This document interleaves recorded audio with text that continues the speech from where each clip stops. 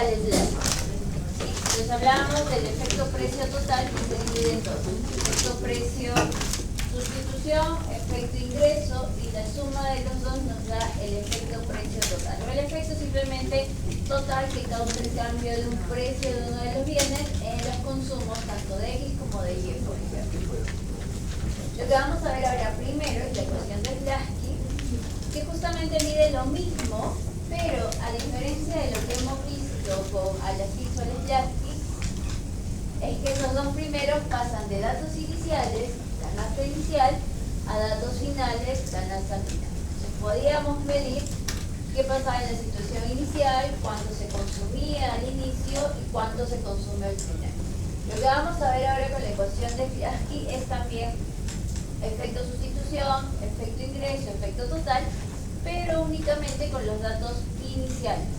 Es decir, vamos a trabajar con derivadas parciales. Vamos a ver cómo podría cambiar la cantidad si es que el precio de uno de los bienes variara, por ejemplo, en una unidad. O sea, que aumente, se va a disminuir. No vamos a hablar de datos iniciales y datos finales. ¿Ok? Entonces, es otra forma de poder medir estos efectos, pero en lugar de comparar cantidades, únicamente a partir de derivadas parciales. Nuevamente, no sabemos derivar, hacemos el producto. ¿Sí? Entonces, porque todo lo que vamos a ver ahora tiene que ver con derivadas. Luego vamos a pasar a elasticidades, que es una variación porcentual, pero también lo vamos a trabajar con derivadas. Y finalmente las identidades de elasticidades, que es más un tema de poder corroborar algunas igualdades y cómo vincular los diferentes tipos de elasticidades de un bien o de dos bienes. ¿A qué me refiero? Vamos a poder ver si un bien es ordinario Giffen, si es normal inferior, si es sustituto o complementario con otro bien, y todo eso en una sola ecuación. Hoy vamos a tener diferentes tipos de identidades con las cuales vamos a poder trabajar. Algunas están vinculadas con el ingreso, otras están vinculadas con los precios, otro la obtenemos a partir de la ecuación de Blaschke, que es lo que vamos a ver ahora primero. ¿Sí? Entonces, vamos por partes. La ecuación de Blaschke. ¿De dónde surge la ecuación de Blaschke? Algo que nosotros hemos visto y que mencionamos también en la clase pasada es que la función de utilidad indirecta y la función del gasto mínimo están vinculadas. ¿Cómo? Una función es la inversa de la otra. ¿Cuáles eran las dos igualdades que podíamos considerar entre el problema primal y el problema dual? Si yo pongo aquí la V de la utilidad máxima que obtengo en el problema primal, ¿cómo la puedo vincular con el dual? ¿A qué le igualaba? A la utilidad fija. Si yo trabajaba con los mismos datos para el problema primal y para el problema dual, obtenía un nivel de utilidad. Ese nivel de utilidad lo utilizaba en el problema dual. El gasto mínimo que obtengo, ¿a qué era igual? Al ingreso. ¿Sí? Entonces, con esas igualdades, nosotros dijimos la clase pasada que la función de utilidad indirecta es la inversa de la función del gasto mínimo. ¿Qué significa esto? Si, por ejemplo, me da una función del gasto mínimo que depende de precio y utilidad, y me dice, calcula a partir de esa función del gasto mínimo las demandas ordinarias. ¿Qué es lo primero que haríamos allí? ¿Puedo calcular directamente las ordinarias a partir de esa función de gasto mínimo? No. ¿Qué es lo que puedo encontrar a partir de función del gasto mínimo? Primero, la función de utilidad indirecta. ¿Sí? ¿De acuerdo a lo que estamos hablando? Que es la inversa de la función de utilidad indirecta. A partir de la función del gasto mínimo, encontraré la función de utilidad indirecta. Y una vez que yo tengo la función de utilidad indirecta, ¿cómo hay en las ordinarias? ¿Cómo se llamaba esa propiedad? No. Parecido. De ahí, de la identidad de Roy. Aplico mi identidad de Roy.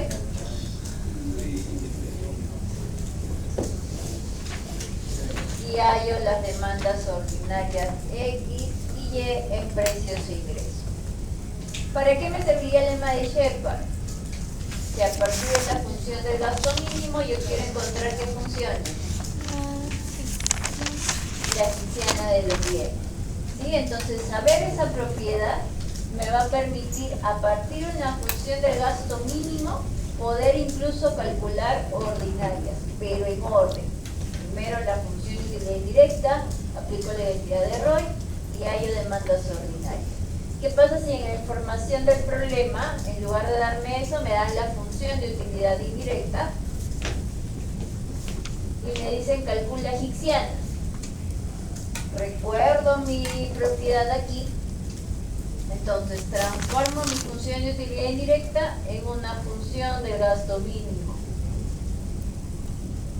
Y si quiero hicksianas, ¿qué aplico? Lema de Shepard. Hicksiana de X, hicksiana de Y. ¿Sí? Entonces, hay maneras ahora de poder vincular. Al inicio solamente habíamos visto que a partir de la función de utilidad indirecta podía encontrar las ordinarias o marshallianas. A partir de la función del gasto mínimo encontraba las hicksianas de X y Y. Hicksianas o compensadas. Pero ahora incluso puedo cruzar la información sabiendo que la función del gasto mínimo es la inversa de la función de utilidad indirecta. Entonces están vinculadas, ya no necesito trabajar dos veces mi problema primal, luego mi dual y encontrar ambas funciones. Basta que obtenga una de ellas para obtener la otra también. Entonces esto de aquí me va a servir para poder entender de dónde sale lo que se conoce como la ecuación de Slater. Sí.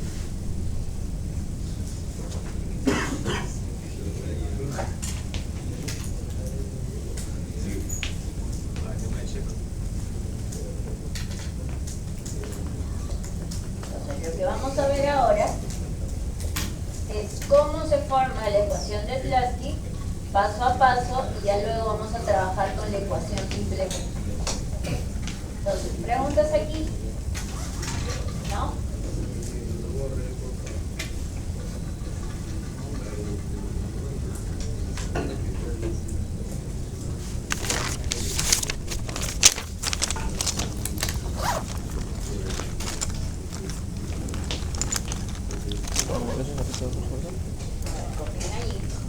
¿Cómo se funciona? TQM, bro. No, ya no entró. Vamos a partir nuevamente que existe un punto en común entre la ordinaria y la hicksiana. ¿Qué significa eso? Que si yo trabajo con los datos iniciales, tanto en el problema primal como en el problema dual, voy a llegar a la misma canasta óptima. ¿Ok? Más allá de que por un lado tenga una función ordinaria en términos de precios y ingresos, por el otro tenga funciones hicksianas en términos de precios y utilidad, si tengo la misma información para ambos problemas, llegaré a la misma canasta óptima. Gráficamente, recuerdan que vimos esto de aquí, X0 precio de X. Si yo graficaba en un mismo plano, tenía la ordinaria por aquí y la hicksiana por acá. Para un bien ordinario y normal. ¿Sí? Entonces nosotros lo que vamos a hacer es trabajar con este punto, donde la ordinaria es igual a la hicksiana. Y a partir de ese punto vamos a decir qué pasará si es que el precio aumentara en un sol o si disminuyera en un sol. No vamos a ir con una exactitud como en los casos anteriores y vamos a decir el precio pasa de 3 soles a 5 soles o el precio cae de 3 soles a 1,50 sol. No, simplemente nos vamos a centrar en este punto y vamos a ver a partir de este punto cómo podría cambiar la cantidad si es que el precio variara en una unidad. Por eso es que la herramienta que vamos a utilizar aquí es la derivada parcial, ya sea de la ordinaria y ya sea de la hicksiana, dependiendo del efecto que vamos a adquirir allá.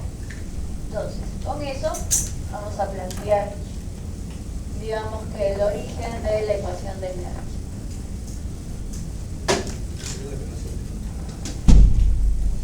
canasta óptima, ¿estás seguro? ¿Perdón? La canasta óptima. Sí. Entonces hay una canasta óptima. Si yo utilizo un mismo precio, un mismo dato para ambas funciones, tendré la misma canasta tanto en la ordinaria como en la egipciana. Entonces, veamos.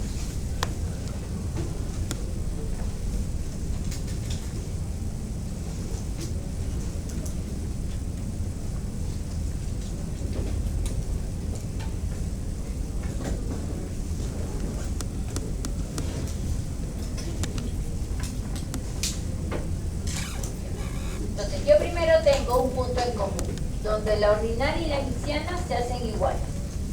Pero la egipciana depende de precios y utilidad y la ordinaria depende de precios e ingresos. ¿Puedo vincularlos con la misma información? Sí, porque de acuerdo a lo que hemos visto hace un momento, lo que hemos recordado, mejor dicho, podría decir que en lugar del ingreso estoy considerando el gasto del consumidor. ¿Okay? Entonces el gasto depende de precios y utilidad.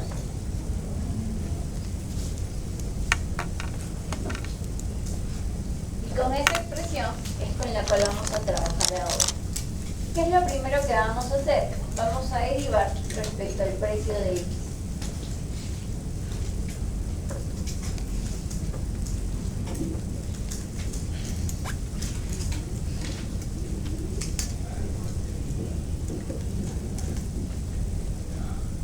Entonces veamos acá.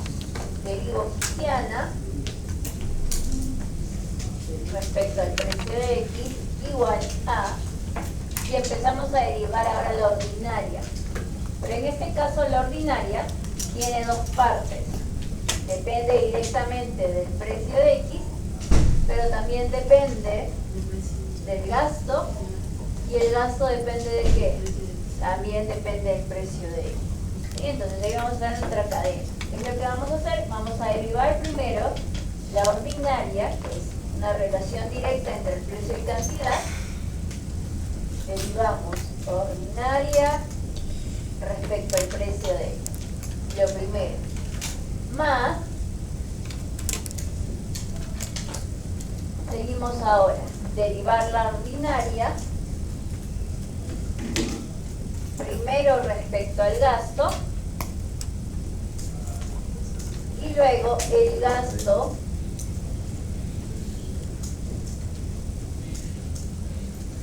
respecto al precio de, que es el objetivo.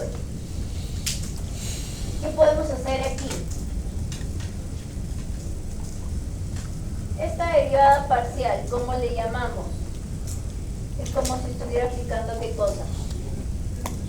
El lema de Shepard. ¿Y qué obtendría a partir de esta derivada parcial? La egipciana de X. ¿Sí? Y yo sé que en este punto, tanto la egipciana como la ordinaria son iguales. Entonces, podría igualarlo a la ordinaria. Solamente en este punto donde ambos son iguales con datos iniciales.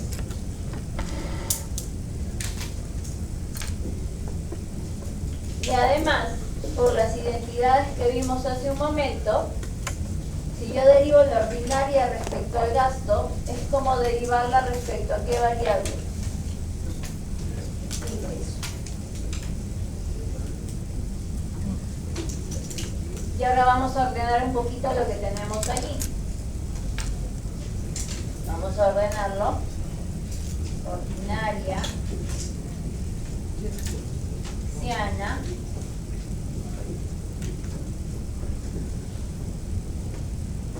menos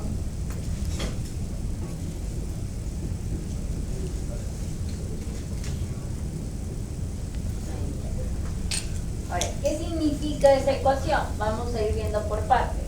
La clase pasada dijimos que las demandas ordinarias, ¿qué efecto contienen? ¿No tienen el efecto de sustitución o el efecto total? ¿Qué efecto contienen las ordinarias? Sustitución las ordinarias contienen el efecto total. ¿Sí? Entonces, si aquí estoy derivando la ordinaria respecto al precio, es decir, cómo cambia la ordinaria, cómo cambia la cantidad evaluada en la ordinaria cuando cambia el precio en una unidad, lo que tengo aquí es el efecto total, en términos de derivadas parciales. Ahora, ¿qué será esto de aquí?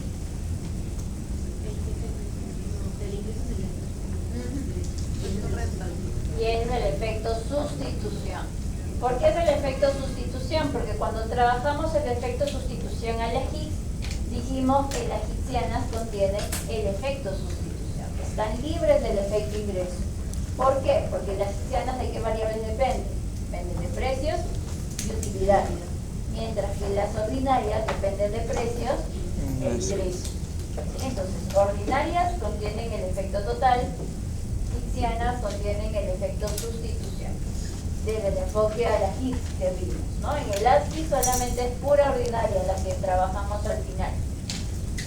Y luego, no es que se convierta en efecto sustitución menos efecto ingreso, sigue siendo más el efecto ingreso. Todo esto de aquí va a representar ese efecto, que viene a ser cómo cambia la cantidad demandada cuando cambia el ingreso por la cantidad demandada. Recuerden que aquí no cambia la variable I como tal. Lo que cambia es el poder adquisitivo del individuo, porque está cambiando uno de los precios de los bienes. Entonces no se puede ver un efecto directo únicamente de esta manera, sino es cómo cambia esa cantidad, que cambia ese ingreso por la cantidad consumida, incluyendo el signo menos. Y ahorita vamos a ver por qué es que ese signo menos está ahí.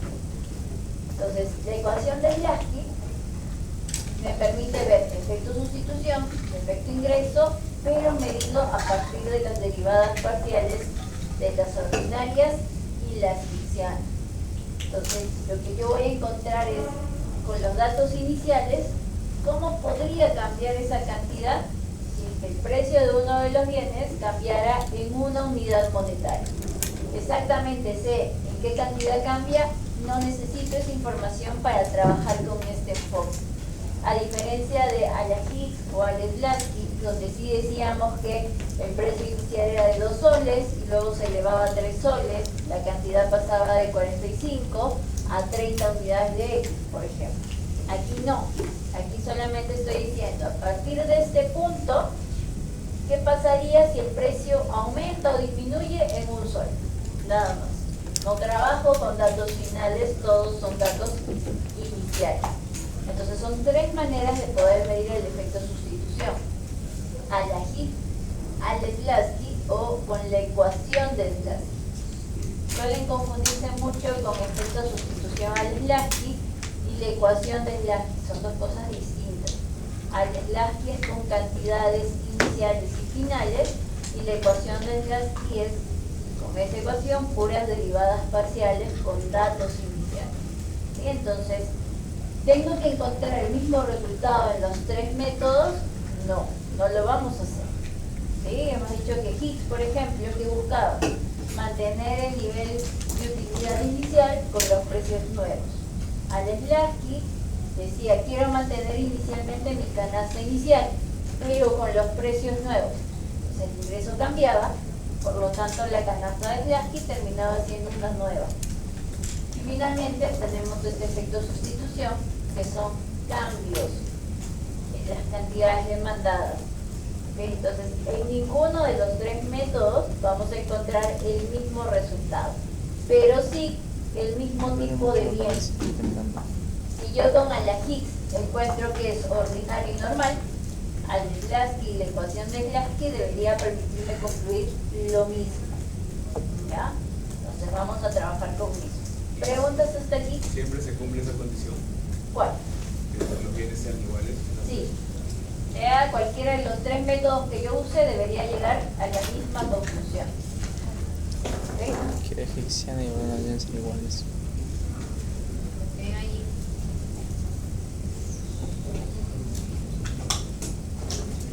Para poder explicarles cada una de las derivadas.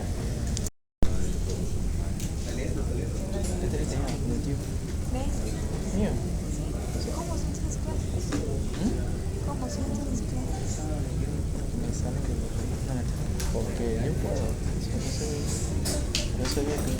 No, no sé por qué se lo firma. Puta, la firma que no sabía que bon. Yo entro, permiso, y ya está. Sí, es fácil. Haz lo mismo necesitan. No te metas cursos ciclo, repasa todos los cursos y así no te cuesta nada. Mis papás me... A ver, veamos efecto No, por por mí. efecto. ¿Ya? Primer efecto, el efecto total. Si yo hablo de la relación de un bien con su propio precio, ¿qué tipo de bienes puedo tener? Ordinarios o Normal. Ah, IFE. eso, está mal.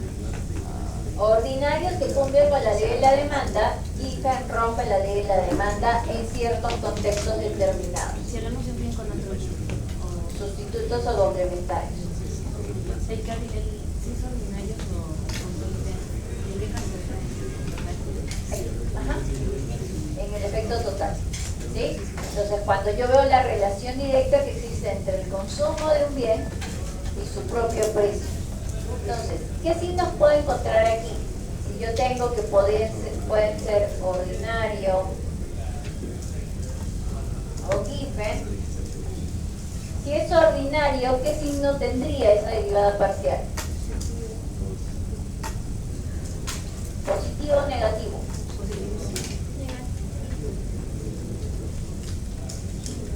¿Positivo o negativo?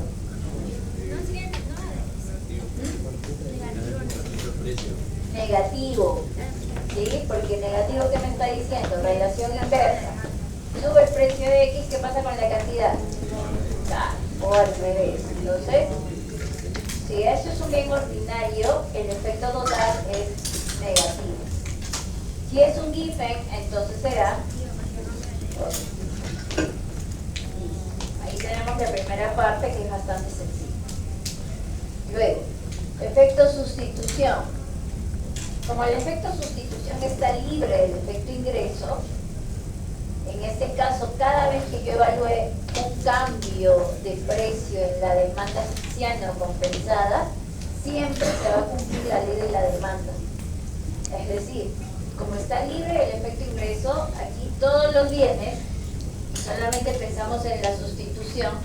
Si el precio de un bien sube, su cantidad cae. Si el precio cae, la cantidad sube. Entonces siempre será signo negativo. ¿Okay? Aquí podemos ver por qué es que todos los bienes, digamos por naturaleza, deberían ser ordinarios. Solamente que en determinados contextos, vimos la clase anterior, que es el efecto ingreso, el que hace que finalmente esta situación de relación de la ley de la demanda se rompa. ¿Sí? Entonces la vamos a dividir ahora acá. Con todo y signo negativo. Veamos ahora, dentro de un ordinario, ¿qué tipo de bienes podemos tener? Normales o inferiores. ¿Sí? Entonces, vamos a dividir acá.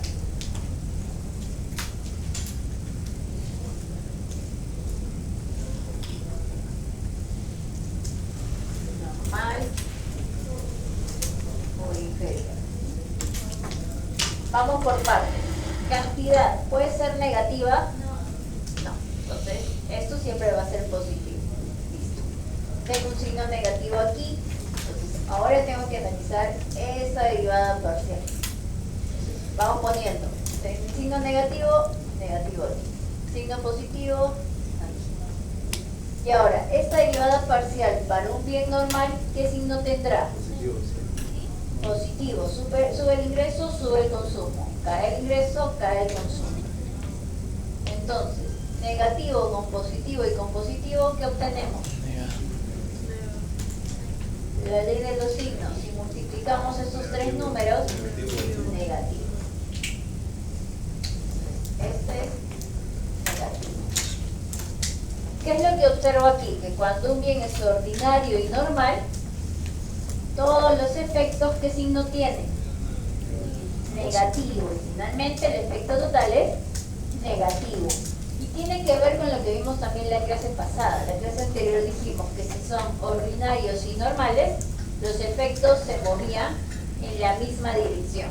Es decir, si subía el precio, consumía menos por efecto sustitución, consumía otro poco menos por efecto ingreso. O al revés, el precio cae, por efecto sustitución consumo más, por efecto ingreso consumo otro poco más.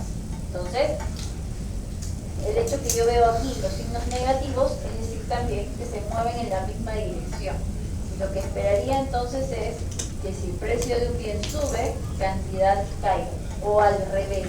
Entonces, aquí lo que nos importa más que el número como tal es el signo que vamos a encontrar con las derivadas parciales, porque me está indicando qué tipo de bien estoy encontrando finalmente.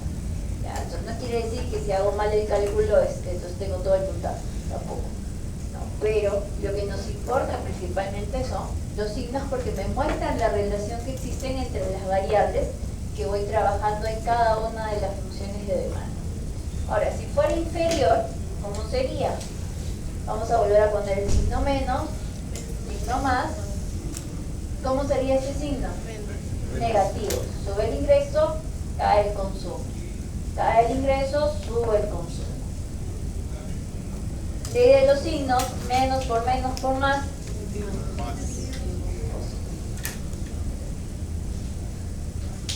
Entonces, vamos observando que para un bien ordinario inferior, el efecto sustitución es negativo y el efecto ingreso es positivo. Pero si yo sumo estos dos, ¿qué tiene que pasar para que finalmente el número sea negativo? Exacto. Si sumo menos, más, por ejemplo, menos 5 más 2, Sale menos 3. menos 3. Se mantiene el negativo. Entonces, ¿qué estoy haciendo allí? ¿Cuál tiene que ser mayor? La sustitución. El efecto sustitución, el valor absoluto. Ya no me va a confundir ahí. Entonces estoy observando que el efecto sustitución, vamos a ponerlo por aquí.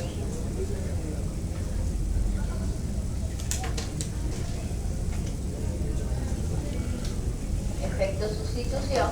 ¿Cuándo es inferior? Cuando es inferior y ordinario. ¿Ya? Este efecto tiene que ser más fuerte que el efecto ingreso. En valor absoluto, para que no se confundan ahí. Ahora, en el caso de IFEN también es de por sí y es un bien de qué tipo?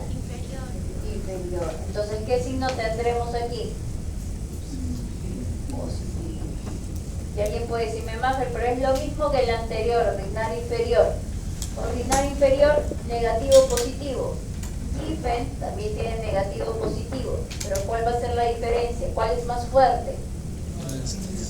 Para que se rompa la ley de la demanda y finalmente el efecto total pase a ser positivo, ¿qué tiene que ser más fuerte?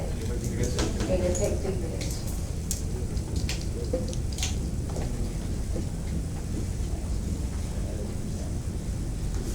¿Sí?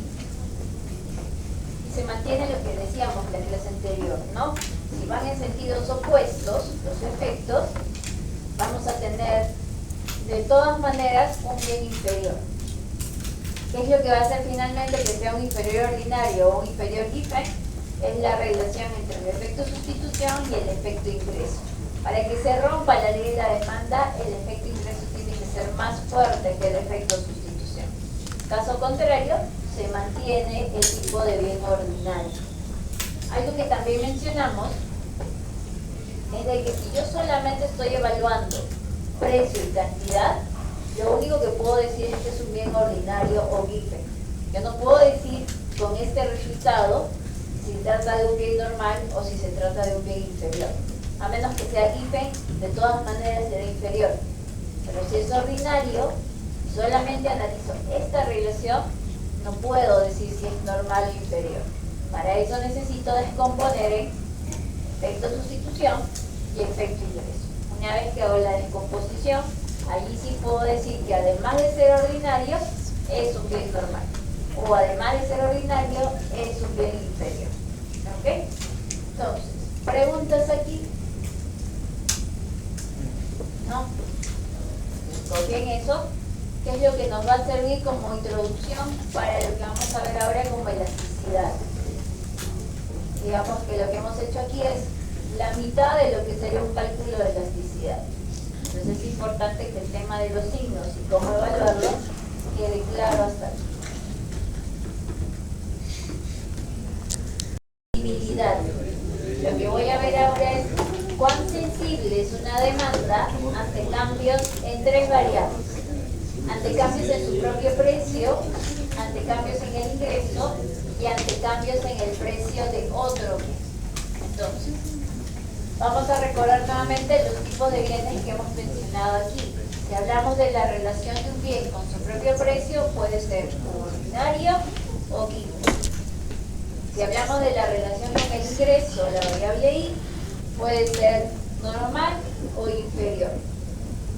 Si hablamos de la relación del bien X con el precio de Y, estamos cruzando información, podemos decir que son o sustitutos o complementarios. Entonces, vamos primero a verlo separado y luego las identidades de elasticidad me va a permitir combinar diferentes tipos de elasticidades en una sola ecuación. Pero para eso empezamos con elasticidad una por una.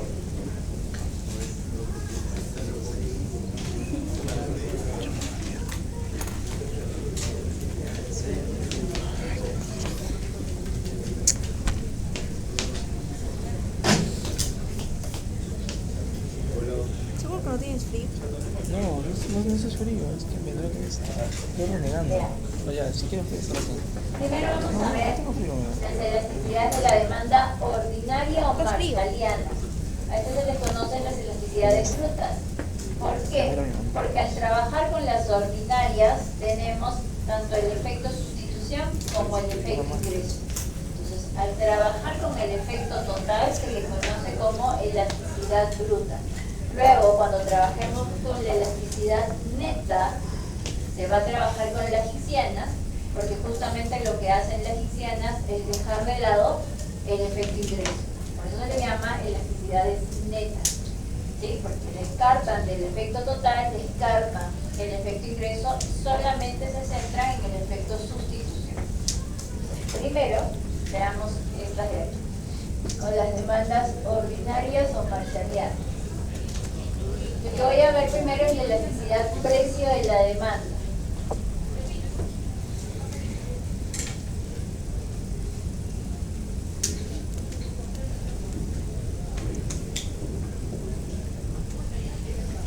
Entonces veamos.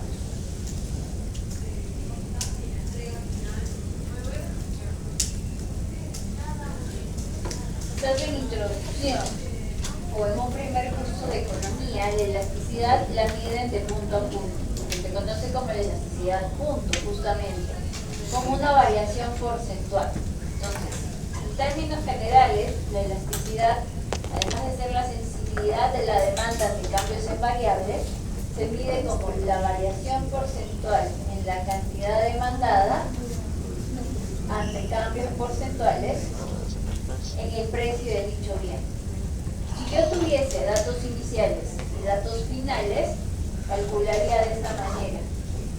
Sería, al ser variaciones porcentuales, como una tasa de crecimiento, dato final de X menos dato inicial, entre el dato inicial, entre cambio porcentual del precio de precio final, precio inicial, entre el precio inicial.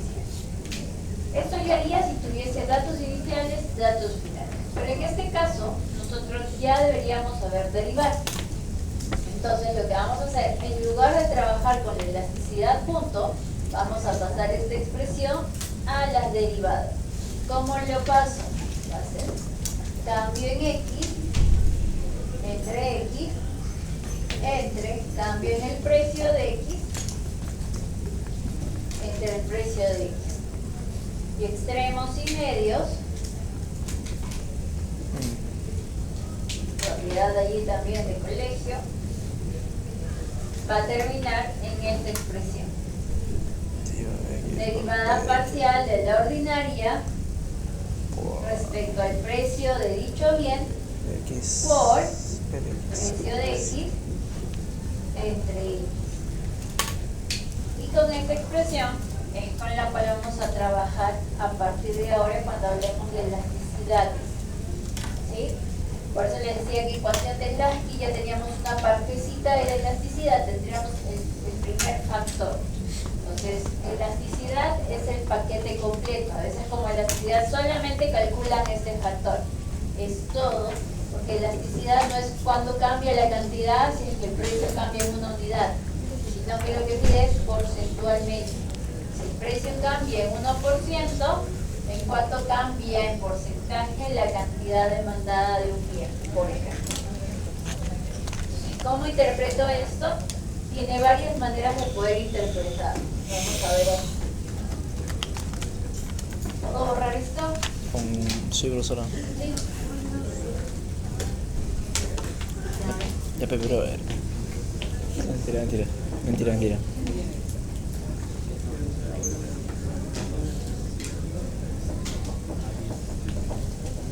¿Por qué tan guapo?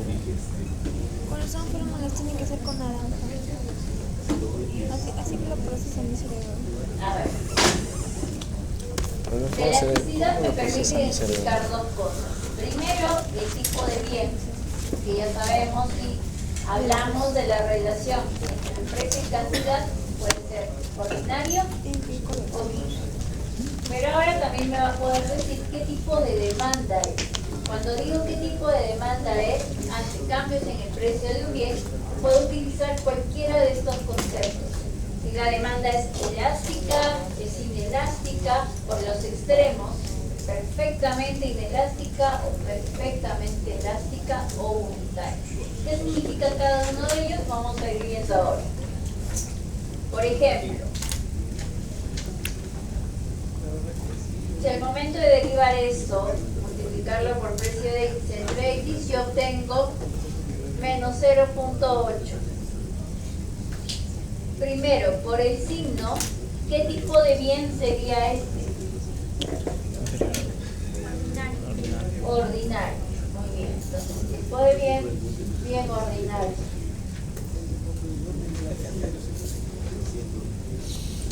Si yo analizo el número, ¿qué tipo de elasticidad sería? ¿Sería muy elástico o poco elástico? Para eso vamos a ver lo siguiente. Como yo tengo el 0.8 y esto es una variación porcentual, vamos a darle la siguiente forma. Divido entre 1, el 1 está allí de manera implícita, ¿no? Lo hacemos visible para interpretar. Entonces diría, si el precio cambia en 1%, la cantidad demandada cambia en 0.8%. ¿Está cambiando en un porcentaje mayor que el precio o menor que el precio? Menor. Menor. Cuando suceda eso, cuando la cantidad cambie en un porcentaje menor a lo que está cambiando el precio, entonces decimos que la demanda del bien X es inelástica. Puedo decir dos cosas. Bien ordinario por el signo negativo y puedo decir que la demanda del bien es inelástica ante cambios en su precio. ¿Tienes ahí? ¿Qué me va a dar el signo? Si yo quiero analizar el tipo de bien, lo que me da el signo es la derivada parcial. ¿Por qué? Porque el precio y cantidad siempre son positivos. ¿Sí? Entonces, nuevamente, así como analizamos en la ecuación de Lasky, ¿no? La derivada parcial es lo que me va a indicar el tipo de signo, es decir, el tipo de bien que estoy obteniendo en este efecto de cómo cambia la cantidad demandada ante cambios en el precio. ¿Ya? Y ahorita vamos a ver una regla general. ¿Qué hubiera pasado si en lugar de 0.8 hubiera sido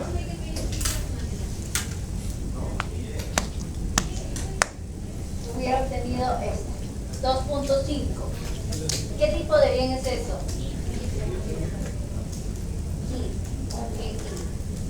Signo positivo de esa derivada, ya lo hemos visto, un bien. ¿Y la demanda cómo será? ¿Elástica o inelástica ante cambios en el precio? Elástica. ¿no? Si no sé cómo interpretar, le doy la forma original de la elasticidad. Pongo el 1 aquí, porcentaje, y digo, si el precio cambia en 1%, la cantidad demandada cambia en 2.5%, un porcentaje mayor. Más sensible. Es más sensible, por lo tanto es elástica. ¿Sí? Entonces decimos que la demanda del bien X es elástica ante cambios en su precio. Entonces, ¿cuál es la regla aquí? Vamos a ver. Para que sea una demanda, vamos a ponerlo ahí mejor para aprovechar esto.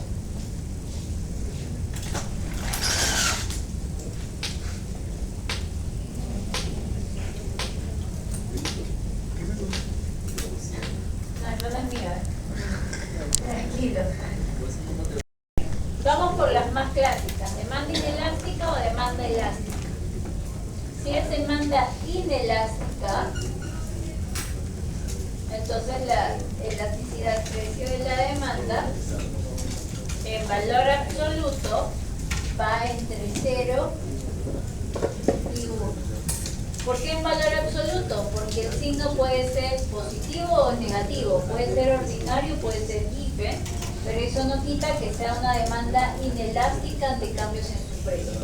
¿Okay? Si es elástica, elasticidad precio de la demanda en valor absoluto mayor a 1. Luego tenemos los otros casos donde puede ser perfectamente inelástica, perfectamente elástica o unitaria. Cuando es elasticidad unitaria, simplemente es igual a 1 en valor absoluto. ¿Qué quiere decir? Que si por ejemplo el precio cambia en 2%, la cantidad también cambiará en 2%. Si cambia en 5%, la cantidad también cambiará en 5%. Cambian en la misma proporción. Simplemente eso. Salud. Ahora vamos a ver. Suele pasar con las condulas normalmente.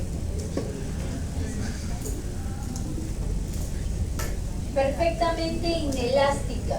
¿Cómo sería algo que no es para nada sensible ante cambios en el precio? 0. ¿A qué sería igual? 0. Cero. Precio sube, precio baja, la cantidad demandada sigue siendo la misma. Y perfectamente elástica, infinito. Muy bien. Ya, volé. Ya se acordaron. ¿Cómo sería gráficamente, por ejemplo? ¿No? Si es perfectamente inelástica y grafico en el plano de precio, cantidad, ¿cómo sería allí la demanda? Completamente vertical.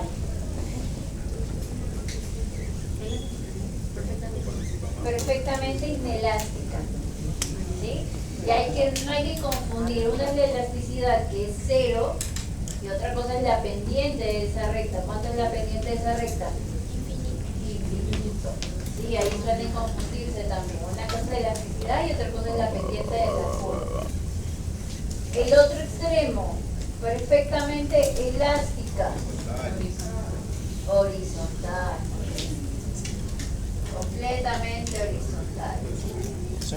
Y a partir de eso se van moviendo las curvas. ¿Qué te las Por mueves? ejemplo, si es inelástica, será más echada o más parada. Ya. Más parada. ¿No? Si perfectamente inelástica es así, inelástica será un poquito más echada. Ahí. La unitaria es una diagonal, 45 grados. Y la elástica, más echada, ¿no?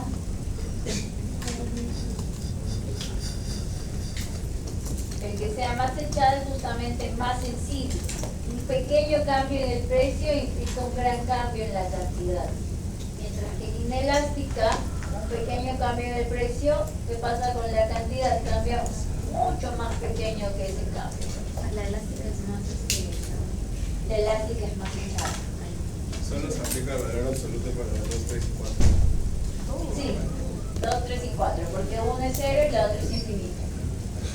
pero su permite de la perfectamente la mitad. 0.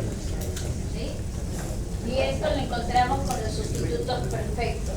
Aquí tarea para ustedes es que revisen el Nicholson, el variance reversal, que la demanda de los sustitutos perfectos en realidad es todo esto. Una parte 0, cambia el precio un poquito, ¿no? Hay un precio determinado donde hay infinitas soluciones, hasta que el precio suba un poquito para que se deje de consumir X, o que el precio caiga un poquito para que empieces a consumir de X. Entonces, ¿de dónde sale esta curva completamente horizontal?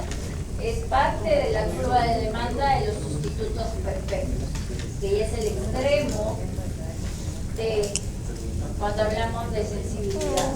Basta un pequeño cambio en el precio o para que consumas todo tu ingreso en X o para que simplemente dejes de consumir X. ¿Ya? Y bueno, y la unitaria que les dije, no es una diagonal simplemente. ¿De qué depende esto? Lo que vamos a ver ahorita, los determinantes de la elasticidad precio de la demanda. ¿Preguntas hasta aquí? O sea, una pequeña reducción del precio de X o nada. Ajá. Que esos son los sustitutos perfectos. Y en este caso la electricidad sería como en esta casa. Completamente horizontal. ¿Ya?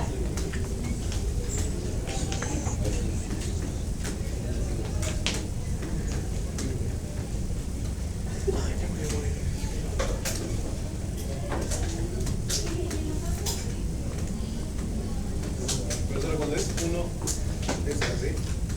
Perdón, Cuando es 1, diagonal, 45 grados. esa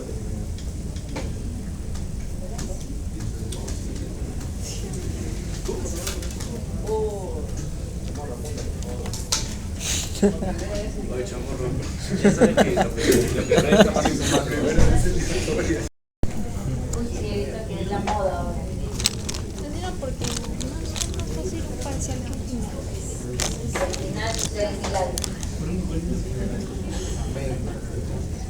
Muy bien, entonces, ¿de qué depende que sea más o menos elástica? Uno es justamente lo que les mencionaba. El caso y extremo son los sustitutos perfectos. Entonces, ¿qué quiere decir esto? Que mientras más sustitutos tengo un bien, entonces más sensible será una demanda. ¿Okay? Menos sustitutos, menos sensible.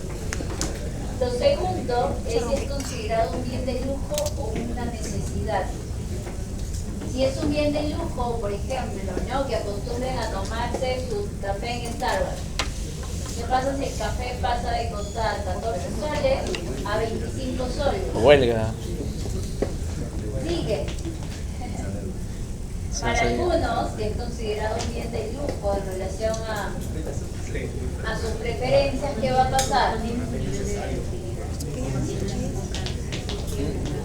Si es un bien de lujo, lo que vamos a observar es que el consumo cae y se vuelve mucho más caro. Pero si fuera una necesidad, ya ahí el cambio sería más pequeño. ¿Ya? Entonces tiene que ver justamente con las preferencias. Por eso para algunos me dicen, sí, yo estoy dispuesto a seguir pagando, mientras que otro me diría, no, ya es demasiado. Mejor compro mi café y traigo mi café interno. ¿No? Entonces, va a depender también de eso. Más sustitutos, Sí, ya me dijeron. Más Sí, también. más Me sustitutos, dijeron más una opción de elásticos, pastilla que era para evitar el dolor de más cabeza. sensible. De carita. Luego me No, no compro dice el ahorita. paso del tiempo. ¿Qué significa el paso del tiempo? Por Chuta, tú estás mal ejemplo, porque quieres. pues, ¿no?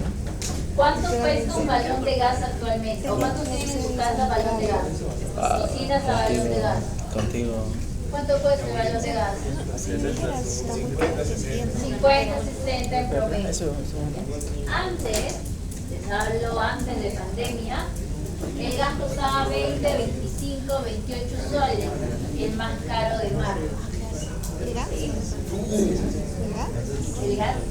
Acá, en otros lados es diferente. Pero pucha, pues subieron. ¿No? Hace como unos, estamos en 2025, hace como unos 8 años atrás, el gas costaba así. Pero en pandemia se hizo muy notorio que cada vez costaba más y más y más. Llegó a costar hasta 80 soles. Entonces, ¿qué pasa allí? A ver, chicos, un hogar que utiliza balón de gas no es que pueda dejar de consumirlo ya para otro balón de gas. Pero a mayor tiempo, ¿qué puede buscar? Puede buscar sustituto. ¿Cuál es el sustituto del balón de gas? Eléctrica, pero la más barata, Leña. cálida, el gas natural. Leña. Eléctrico leña, profesora.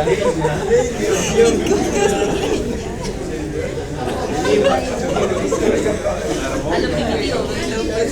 ¿Y qué hago esa leña? Eso es gratis, oye.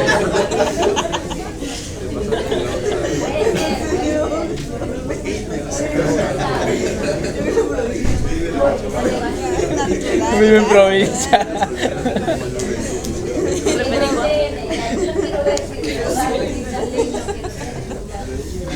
que ya actualmente la mayoría tiene gas natural. Entonces, digamos que con el paso del tiempo, las personas que utilizan balón de gas en su casa pueden optar por convertir su cocina, la terma, las instalaciones a usar ¿qué? Gas natural. Pero la conversión no es que se haga de un día para otro, demora. Entonces, uno de los determinantes de elasticidad también es el paso del tiempo, porque el paso del tiempo permite que el consumidor pueda adquirir mayor cantidad de sustitutos, como el gas natural. O si se va al bosque, conseguirá leña. O por ejemplo la gasolina. La gasolina es un bien que va subiendo su precio, no es constante. Entonces, ¿qué es lo que hacen los choferes? Convierten su carro de gasolina ¿a qué? Arras.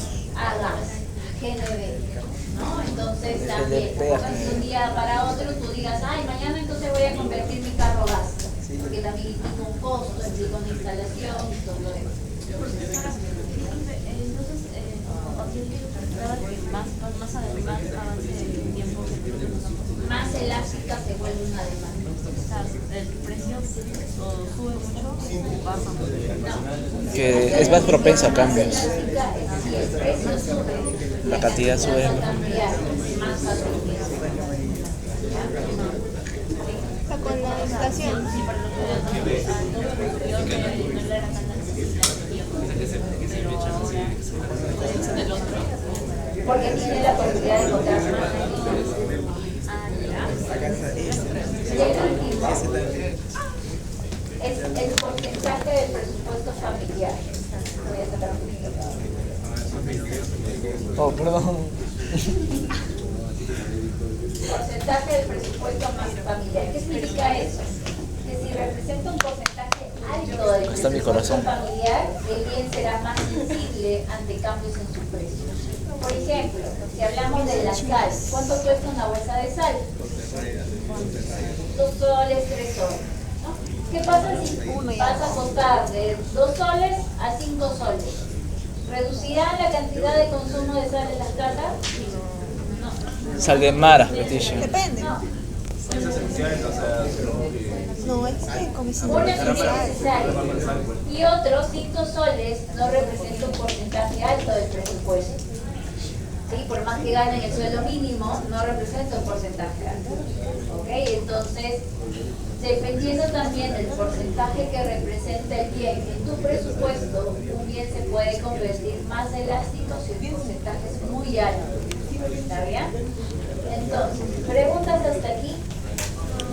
Ninguna, teacher. Profe, es perfectamente, no,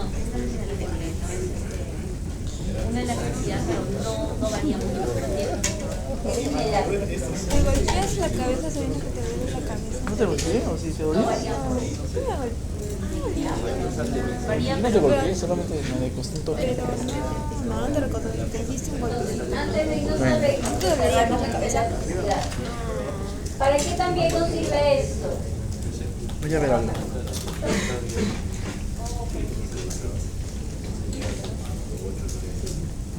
También nos sirve para analizar los ingresos por ventas.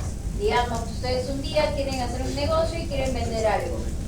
El hecho de que un bien tenga un precio más alto en el mercado no significa necesariamente que tus ingresos van a aumentar. O si el precio de un bien cae, no implica necesariamente que tu ingreso total caerá. No. Lo que vamos a ver ahora tiene que ver con dos efectos que se llaman el efecto precio y el efecto cantidad. No tiene nada que ver con el efecto total, el efecto ingreso y sustitución que hemos visto. Solamente para que ustedes puedan ver la importancia de la elasticidad de un bien. Si es un bien elástico o inelástico y cómo eso puede afectar el ingreso por ventas de un productor. Cuando yo hablo del ingreso por ventas, ¿cómo calculo yo un ingreso por ventas? ¿Cuáles son las dos variables que intervienen al calcular un ingreso? Precio y cantidad, ¿no? Precio al cual se vende el producto y la cantidad que se vende. Entonces yo tengo ingreso total por ventas igual al precio por cantidad. Entonces lo que vamos a analizar es qué sucede con el ingreso total por ventas por efecto precio y efecto cantidad.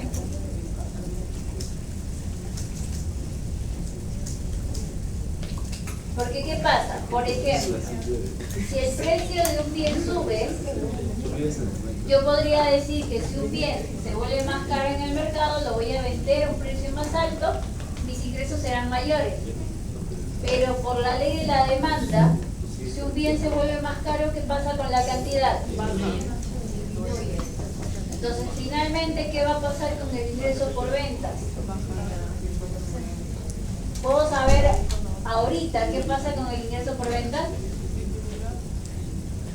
¿Disminuirá sí o sí? Depende cuál es más fuerte. Depende si el efecto precio pesa más o si el efecto cantidad pesa más. ¿Cuál influye más en el ingreso total? Y de eso depende justamente que sea elástica o inelástica una demanda. Por ejemplo, vamos a ver aquí. Cuando la demanda es inelástica, es decir, está más parada, por ejemplo, empecemos aquí. 4 soles se venden 100 unidades. ¿Cuánto es el ingreso total? 4 por 100, 400. Muy bien. Entonces, 4 por 100 tengo 400 soles de ingreso. ¿Qué pasa si el precio sube a 5 soles? Me dice que la cantidad cae a 90 unidades. ¿Cuánto es 90 por 5? ¿Cuántos? 450. Paso de tener un ingreso de 400 a 450. ¿Qué pasa con el ingreso? ¿Aumentó o disminuyó? Aumentó. ¿Por qué aumentó? Porque lo que vemos aquí es que la cantidad ha cambiado en una proporción menor a la cual ha cambiado el precio. Entonces, ¿qué es lo que pesa más? ¿Pesa la reducción por cantidad o pesa el aumento del precio que está pasando aquí? Pesa más el aumento en el precio. Entonces, volviendo a esta relación, si pesa más el efecto precio, pesa más la subida que la reducción en la cantidad, ¿qué va a pasar con el ingreso? Subirá. ¿Cuándo sucede eso? Cuando el bien es inelástico. Y justamente por lo que hemos ido mencionando. Si tú vendes un producto y en el mercado su precio se eleva, si tu producto es inelástico, es decir, si no tienes sustitutos cercanos, por ejemplo, o si es un bien necesario, entonces al elevarse el precio en el mercado, ¿qué va a pasar con tus ingresos? También aumentarán. En cambio, si hablamos de una demanda elástica, sensible ante cambios en su precio, ¿qué va a pasar si tú le subes o en el mercado se incrementa el precio de ese bien? Lo que va a pasar, Baja drásticamente la cantidad. baja drásticamente la cantidad porque justamente tiene sustitutos cercanos. Entonces, si tu producto no es original y hay muchos competidores en el mercado, si el bien se vuelve más caro, entonces, ¿qué va a hacer las personas? Van a buscar sustitutos más baratos. Por lo tanto, ¿qué pasará con tu cantidad vendida? Caerá en una proporción mucho más alta que el cambio en el precio y por lo tanto los ingresos totales también caerán. Entonces, ¿cuándo conviene que se eleve el precio? Cuando el bien es inelástico, ¿sí? Buscando incrementar los ingresos totales del vendedor. Si es un bien elástico, no conviene que el precio se eleve. Entonces, no siempre el alza del precio de un bien en el mercado implica necesariamente que vas a tener mayor cantidad de ingresos totales, ¿sí? Entonces, preguntas aquí. Muy bien, entonces vamos a tener 15 minutos de break, 8:45 regresamos.